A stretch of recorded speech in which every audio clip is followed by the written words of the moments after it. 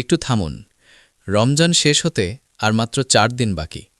আমরা অনেকেই ভাবছি আরও তো সময় আছে, কিন্তু সত্যি কথা হলো আমরা কেউই জানি না আগামী বছর আমরা আরেকটা রমজান পাব কিনা।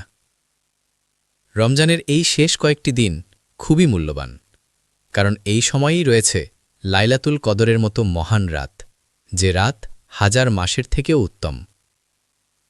তাই একজন মুমিন হিসেবে এই শেষ কয়েকটি দিন আমাদের অবহেলা করা উচিত নয়।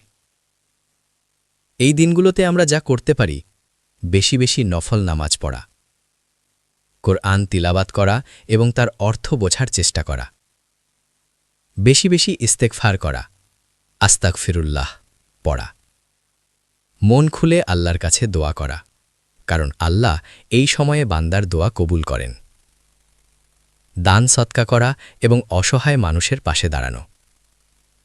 আর সবচেয়ে গুরুত্বপূর্ণ, রমজানের শেষ 10 রাতের বিজোড় রাতগুলোতে লাইলাতুল কদর খোঁজা।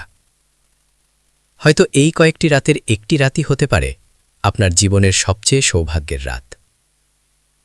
তাই আসুন রমজানের শেষ কয়েকটি দিন আমরা গাফিলতি না করে ইবাদতের মাধ্যমে কাটাই। আল্লাহ আমাদের সবাইকে রমজানের শেষ দিনগুলোতে বেশি বেশি আমল করার তৌফিক দান করুন। আমিন। যদি আপনি একজন মুসলিম হয়ে থাকেন, তাহলে চ্যানেলটি সাবস্ক্রাইব করে রাখুন এবং এই ভিডিওটি অন্য মুসলিম ভাইদের কাছে শেয়ার করুন।